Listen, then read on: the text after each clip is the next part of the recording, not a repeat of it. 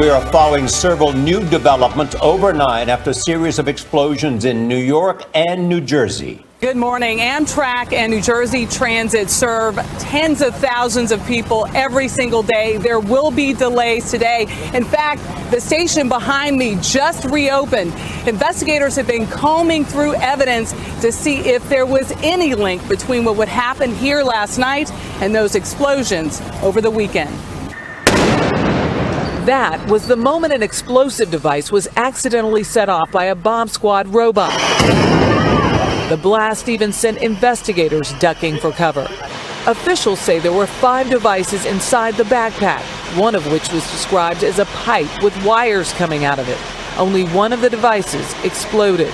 Chris Bolwage, the mayor of Elizabeth, says the backpack was first spotted in a trash can by 2 people sometime after 8 o'clock last night. They found it and they walked it around the corner thinking there was something of value in it. When they realized it was too heavy and emptied it out, that's when they left the area and went to police headquarters. With the Northeast on high alert following the other explosions this weekend, Elizabeth's mayor says the investigation will be thorough. Tonight, the dramatic takedown. There's the guy shooting a gun. Shots fired. Shots fired. A bystander captures the moment gunfire erupts as police confront the suspect. It had to be around like 15 to 20 shots. Surveillance video captures the suspect attempting to flee, a gun in his hand. It all unfolds just 3 hours after police released this image of the suspect, 28-year-old Ahmad Khan Rahami, and sent this text alert to everyone living in New York. When mid-morning, the owner of a bar in Linden, New Jersey, arrives at work and sees a man sleeping in his hallway, he calls police. The responding officer approaches the sleeping man and recognizes the suspect from his beard. Within a matter of seconds, the suspect fired on him. Unfortunately for us, he had his vest on, and he was hitting his vest, and so that saved him. Officers race to the scene as the shootout intensifies. Another officer is injured in the firefight. And then this image, the suspect on the ground, injured but alive, surrounded by law enforcement. Still conscious, Rahami is placed on a stretcher, his arm bloodied and his right shoulder bandaged as he's taken by ambulance to the hospital. A terror suspect captured after a shootout with police, but still fear, anxiety after the explosions. Call what you want, but it's terrorism. Commuters worried. I was on edge. Locals feeling more vulnerable. It's scary to know that all of this is happening. Questions about the man connected, his past, and our security. CBS 2 coverage continues. Terror at home. NYPD, FBI officials, state troopers, and National Guard members are out in force, all in response to Saturday's explosion in Chelsea, leaving many in the tri-state on edge. I was walking and there were just so many police officers, and I understand that it's necessary, but I feel like it adds to a lot of the tension in the city. Hundreds of state troopers and National Guard members spent the day armed and ready at city transit hubs, including Grand Central, a place considered a soft target.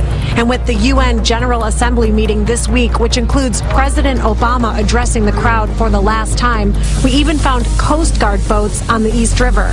The fear of foreign terrorists living among us may be underscored with the arrest today of Rahami, a naturalized U.S. citizen from Afghanistan, and the terror investigation into the Somali man who went on that stabbing rampage in Minnesota. While President Obama recently announced plans to allow more than 100,000 refugees into the U.S. in 2017 and plans to push more countries to take in Syrian refugees this week at the United Nations.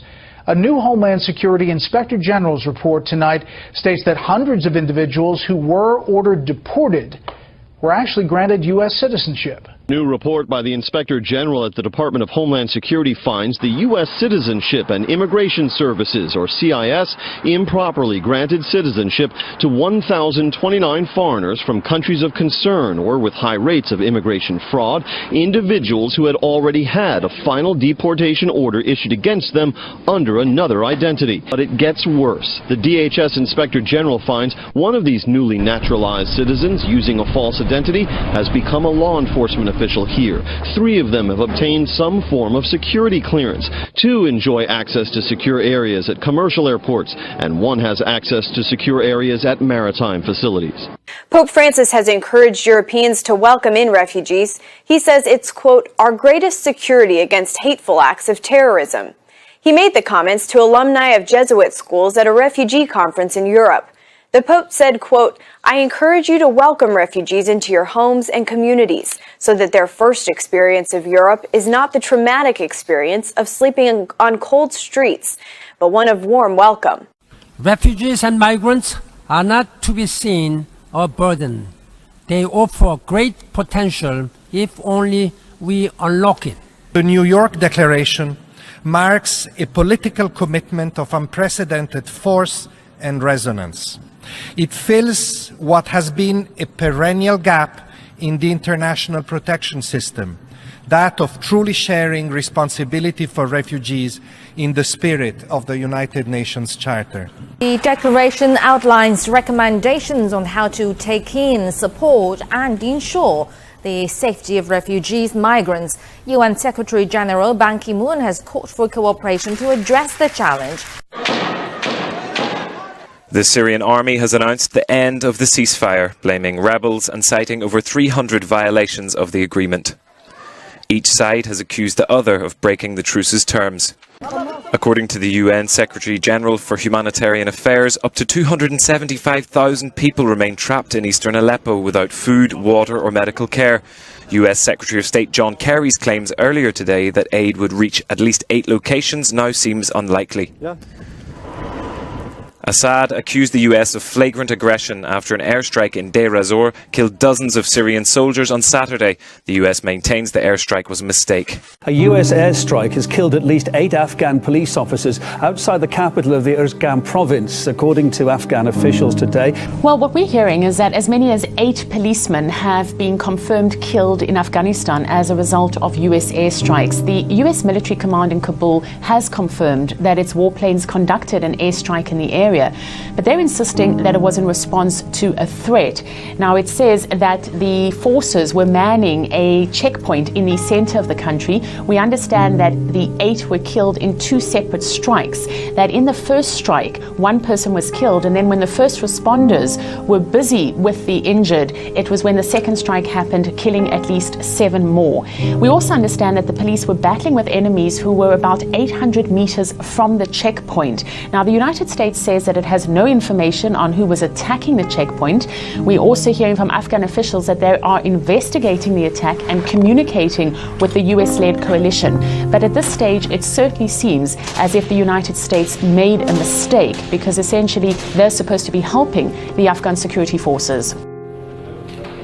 President Bashar al-Assad has received Iran's Deputy Foreign Minister for Arab and African Affairs, Hossein Jabari Ansari, in Damascus. During their talks, Assad underlined the importance of the support provided by Iran and Russia to the Syrian people in the war on terror. He said, whenever Syria is about to make tangible progress at the battlefield or in the political arena, the nation's adversaries boost their support for terrorists. Ansari expressed Iran's determination to provide all support possible to Syria in its war against terrorism.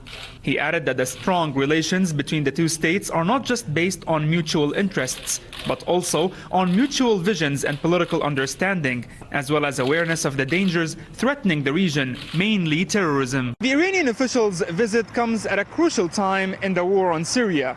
The visit sends an important message to the enemies of both Syria and the Resistance Alliance that the Islamic Republic will provide whatever necessary for Syria's victory against foreign-backed terrorists and their regional and Western supporters. It was a result that came as no surprise.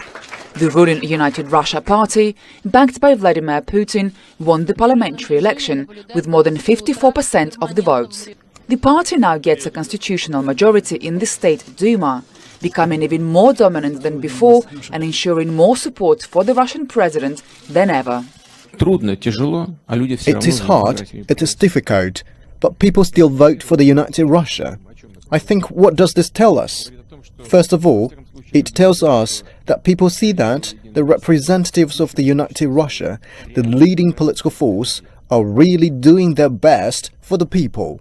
The United Russia Party's landslide victory at this weekend's parliamentary elections, where they increased their majority to 76%, gives Vladimir Putin a clear run at a fourth term as president if he chooses to stand in 18 months' time.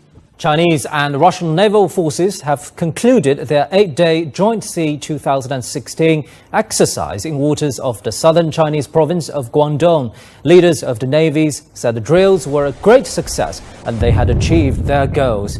The exercise began last Sunday and featured Navy surface ships, submarines, fixed-wing aircraft, shipborne helicopters, Marine Corps and amphibious armored equipment. They had been doing these joint drills annually since 2012, and this was the largest one yet. As if North Korea's recent nuclear test was not bold enough, the regime now claims to have carried out a successful ground test of a new rocket engine. The North state-run Korean Central News Agency said Tuesday that leader Kim Jong-un guided the test of a rocket engine for a new geostationary satellite at the Seohae Space Center in the west of the country. It's Kim's first military-related activity since he oversaw Pyongyang's fifth nuclear test earlier this month. The young leader has identified space development as one of the regime's most pressing tasks and says the North must develop various types of satellites to become a, quote, possessor of geostationary satellites in a couple of years to come. The engine test is seen as a follow-up measure after North Korea launched a long-range missile in February. The test has sparked speculation the regime is preparing for a long-range ballistic missile launch around the October 10th anniversary of the founding of the North's Workers' Party. Many Israelis are wondering if they're at the beginning of a new wave of terror attacks. Another stabbing Monday morning near Jerusalem's Old City left 2 Israeli police officers seriously wounded. The Palestinian attacker was shot and critically injured. Over the weekend, there was a surge in stabbing and ramming attacks in Jerusalem and Judea, also known as the West Bank. Israeli Prime Minister Benjamin Netanyahu said with the upcoming Jewish holidays in 2 weeks, there's been an increase in terror attacks, along with mortars from the Syrian civil war falling on the Golan Heights. Ahead of the Tishrei holidays, the risk threshold has risen. The IDF and the Israel police are boosting their forces. The security forces are on heightened alert, and I will meet with them today in order to ensure that we will be ready to defend our people during this sensitive period. At the same time, our eyes are on the north. We will not allow an additional front to be opened against the State of Israel on the Golan Heights. Not there and not anywhere else. Security forces in the Democratic Republic of Congo killed more than 50 people on Monday, according to the opposition, in a violent crackdown on anti-government demonstrators. UN Chief Ban Ki-moon has urged authorities to exercise maximum restraint as protesters in Kinshasa denounce what they see as President Joseph Kabila's bid to extend his mandate beyond the 2-term limit. We're defending our democracy, Kabila. We don't want you anymore. As violence flared, rights groups reported dozens of arrests of protesters and journalists in the capital and other cities. But denouncing a movement bent on insurrection, the Interior Minister gave a provisional death toll of 17, including 3 policemen, one of whom he said was burned alive. Calling for protests to intensify, the opposition accuses Joseph Kabila of plotting to extend his tenure by delaying elections supposed to be held in November, something his supporters deny. The earthquake with a magnitude of 4.5 struck near Korea's southeastern city of Gyeongju at 8:33 p.m. Korea time on Monday. The Korea Meteorological Administration said the quake's epicenter was about 11 kilometers from Gyeongju City, which was struck by 2 powerful earthquakes exactly a week earlier at practically the same time. The agency said the latest quake was an aftershock from last week's 5.8 magnitude earthquake, which was the strongest quake to jolt the country since records began in 1978. Since then, more than 370 aftershocks have been detected, but the latest one is the strongest so far. Fire stations in Daegu and Busan, 2 cities near Gyeongju, received thousands of quake-related reports on Monday evening, while some residents in Seoul also said they felt the tremor.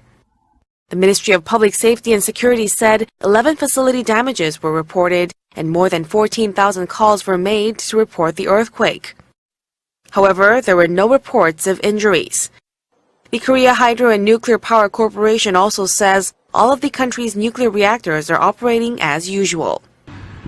Costa Rica's Turrialba volcano sent a 4,000-meter-long plume of ash and smoke into the sky on Monday. As authorities closely monitored its activity, the country's Volcano and Earthquake Observatory and National Seismological Network said the eruption occurred at 11:30 a.m. local time and was the second of the day, after an earlier exhalation spewed ash about 1,000 meters above the crater, according to the observatory. The ash from its second, stronger eruption is reaching the country's central valley, located some 37 kilometers directly west of the colossal peak, and home to several major cities, including the capital, San Jose. Authorities decided to suspend flights at San Jose's Juan Santa Maria International Airport and Etopia's Bolanos International Airport in Pavas. Turrialba became active again some 6 days ago, with a series of eruptions that sprinkled ash on surrounding communities. Continue our breaking weather alert coverage now in Chula Vista. 10 News reporter Matt Mendes live. Look at that. Reports of lightning strikes down in the South Bay and everywhere else here. Let's get to Matt Mendes with what you saw, Matt. Well, Jason and Virginia, yeah, we saw lightning like crazy just on my way to work out here. It was really bad, like 10 lightning strikes in 10 minutes. But I want to show you, it is completely dark around me. That's because no one in this neighborhood has power. A lightning strike either hit this home or hit a transformer, which then sparked a fire here. The homeowner described hearing what sounded like a bomb go off. He saw some smoke and his house had caught fire, so he grabbed his fire extinguisher, put it out. The fire department came here, and now the neighborhood is just pitch black. And I want to show you video. Our 10 News Breaking News Tracker was out driving through the streets of San Diego County this morning, capturing incredible lightning video. It was going crazy. A huge bolt even set off several car alarms. There are reports of several outages, including homes on this block in this neighborhood. We're just off of Demas in the College area. Have a look at this nasty hailstorm that rolled through Madison, Wisconsin Monday afternoon. Big hailstones in a lot of cases. Look at the leaves getting shredded up on the trees there. That's always a pretty good indication that you got some pretty bad hail that's going on, and a pretty nasty wind gust with this storm as well. I'll make a fist and squeeze the tag to the top of my skin. And when I approach the device, it opens the Facebook page I set it to. Colin Crovino has a microchip implanted in both of his hands. Some people just look really grossed out. I put my hand up and I let them poke at it and they freak out. Developed in the 1950s and 60s, RFID chips, short for radio frequency identification, have been used by retailers to track packages and prevent theft. Farmers use the chips to keep tabs on their livestock. Pet owners use them to identify their cats and dogs. And lately, members of the so-called body hacker movement have been implanting RFID chips under their skin, programming them to perform various tasks. RFID retailers estimate that between 30 and 50,000 people worldwide have chip implants in their bodies. German tech consultant Andreas Sjöström used his chip as a boarding pass on a recent flight from Stockholm to Paris, and to get into an airport VIP lounge. Skeptics say the implants raise privacy issues and worry that strangers could tap into the information on a chip without the owner's knowledge. Others say potential uses for the technology, such as keeping track of a patient with dementia, could pose ethical concerns. But Crovino and others see a future where technology and the human form will merge. I think when it becomes more prevalent and there's a lot more things and options that you can do with this, that people will, opt in for that kind of augmented human sort of attitude.